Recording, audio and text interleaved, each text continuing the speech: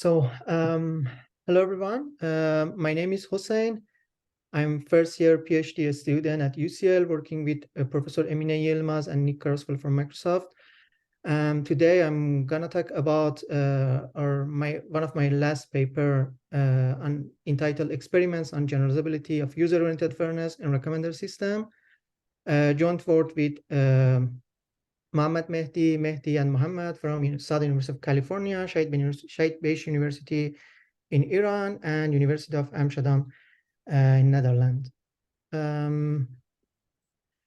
The paper was presented at SIGIR 2022 reproducibility track, and I think that was like the first year of track of reproducibility in SIGIR, if I'm not mistaken.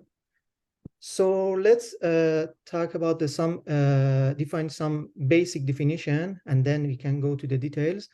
So generally, a typical recommender system has three main components: data, user, and the recommendation engine.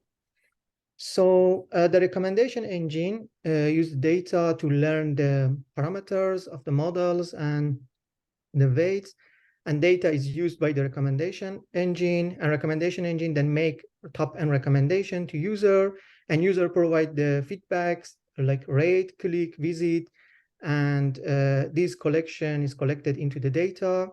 And these natures in recommender system called feedback loop, which is an essential part of the recommendation system. So recently, several studies have shown that there exist various type of biases in each part of the typical recommender system with respect to the feedback loop. It means that the feedback loop amplify or intensify different biases in different components. For example, in recommendation engine, we might have the popularity bias, which means that the recommendation system or algorithm recommend more popular item to user, and sacrifice somehow the less popular or unpopular or new items in the system. And the consequences of this behavior of the system is the Matthew effect, which means that the richer get richer phenomenon. And studies also classify the perspective in fairness in recommender system into different aspects, and the classification here I mentioned some of them based on our study.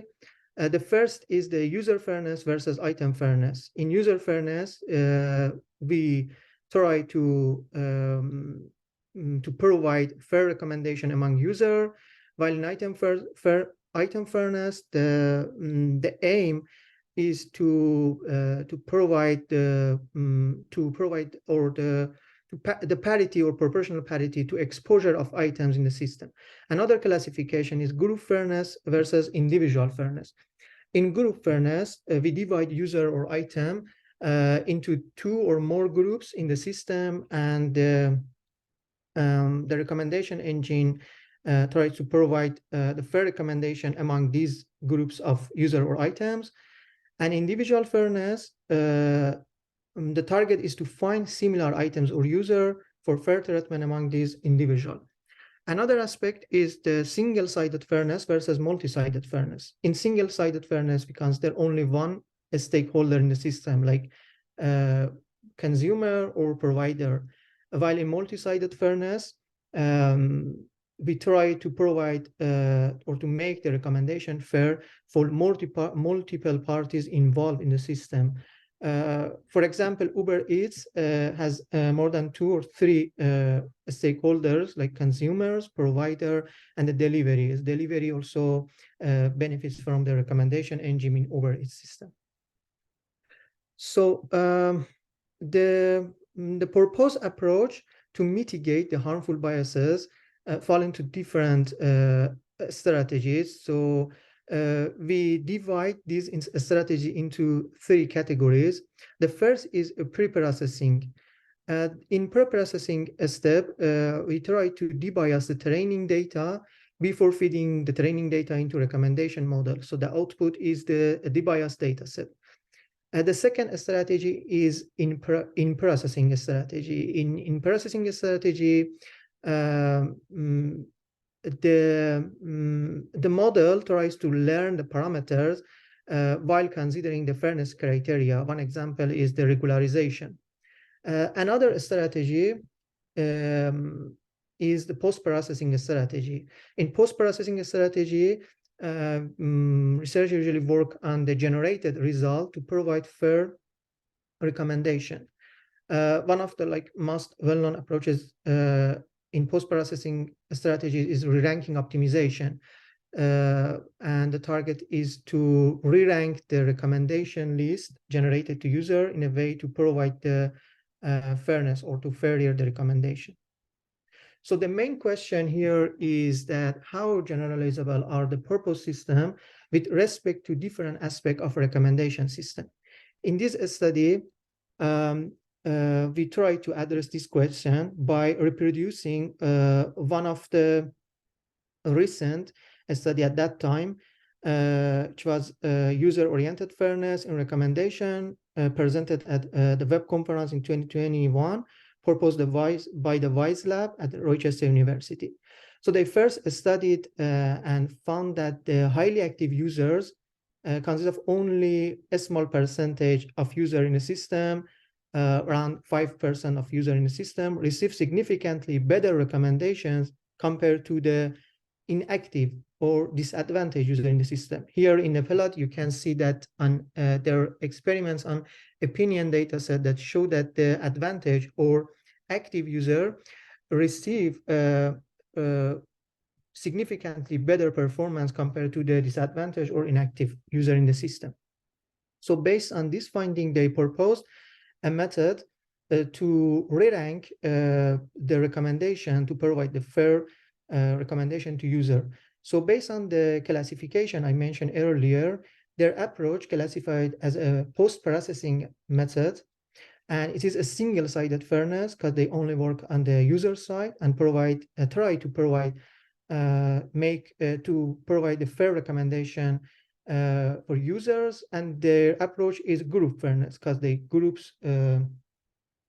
user into two groups and trying to decrease the performance the group receive compared to each other.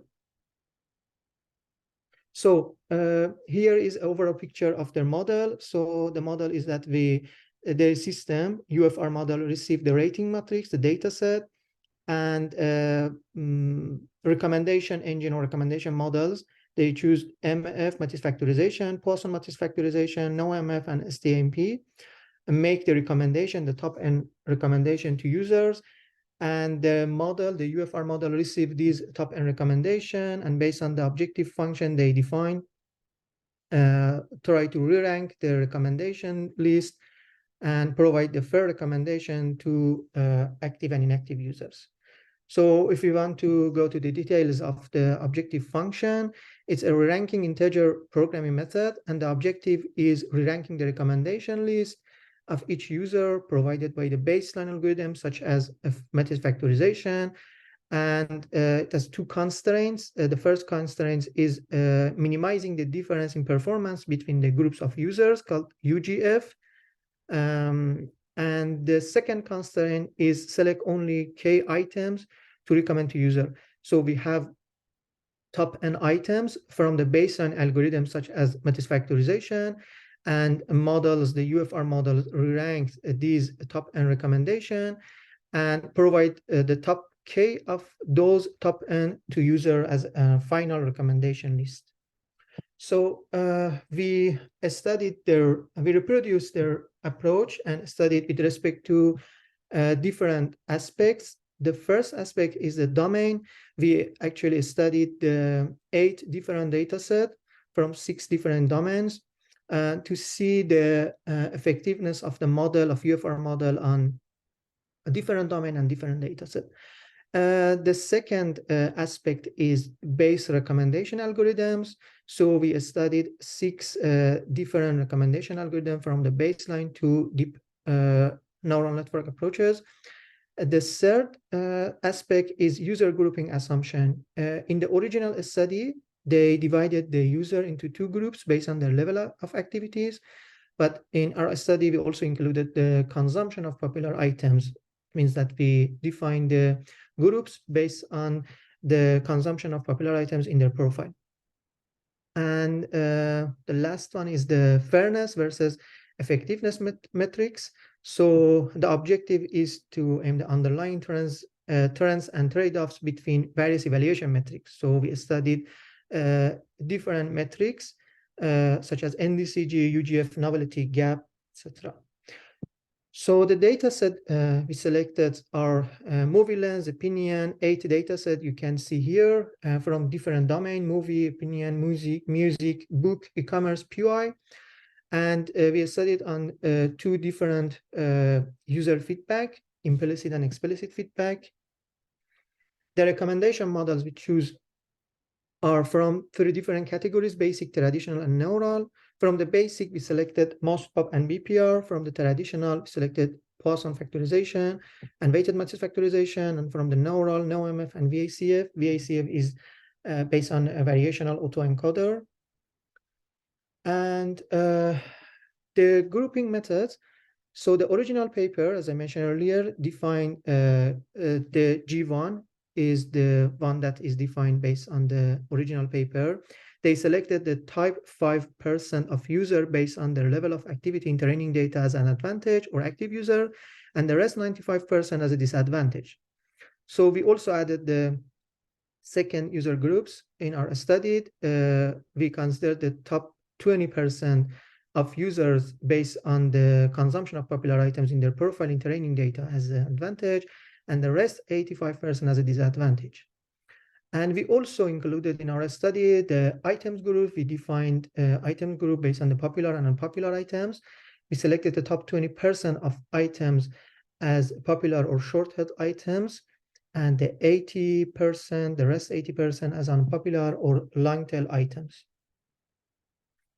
From the fairness assumption and evaluation perspective, we studied based on 2 stakeholder, user relevance and item exposure. From the user relevance, we studied the NDCGs, applied NDCG on all advantage and disadvantage user groups. We also considered user-oriented group fairness, UGF, which is the differences between the advantage and disadvantage user group, the performance they receive based on the UFR model. And also we studied the fairness improvement compared to the original baseline, the unfair recommendation model. And from the item exposure perspective, we studied novelty, coverage, the number of short-head and long-tail recommended items to user in the final recommendation list.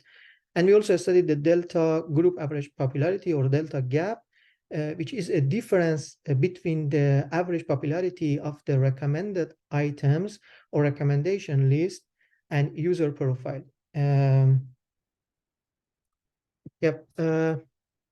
For the reproducible study setup, we implemented our baseline recommendation algorithm using Pornac, which is a recommendation toolkit, and provide different recommendation models and algorithms. And we implemented the optimization objective and integer programming using the MIP and Gurobi. We implemented our codes in Colab to foster the reproducibility of our study. And one thing that I would mention here is that about the relevance estimation.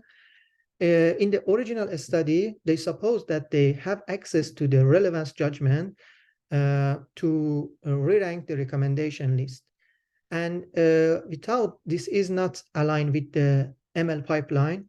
So in our reproducibility, we suppose that we don't have access to relevance judgment in the test data. So the relevance labels are in our study are estimated based on the training data. So let's discuss about the findings on different aspects I mentioned earlier. The first aspect is the domain and the data set. As you see in figure A, we show the box plots on different data sets.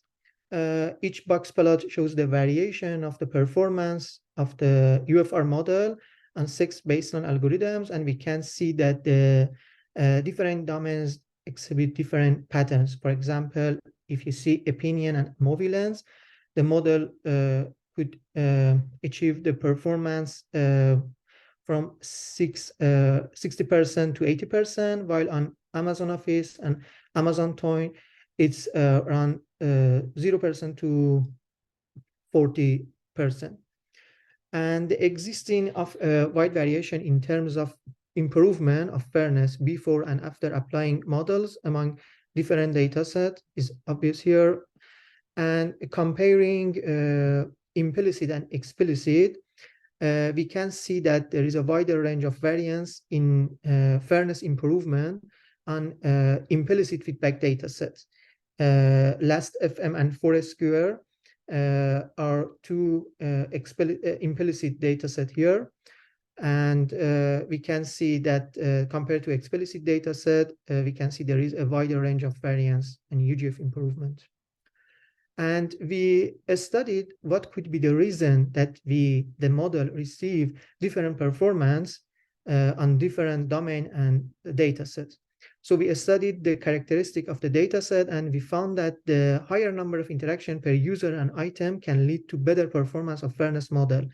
Figures B and C show the correlation between the UGF or fairness improvement and interaction per user and item, and we can see there is a positive correlation between these two metrics I mentioned. From the aspect of recommendation models, here we again show the box plot on recommendation models for two different groups, G1 and G2, the level of activities and the consumption of popular items.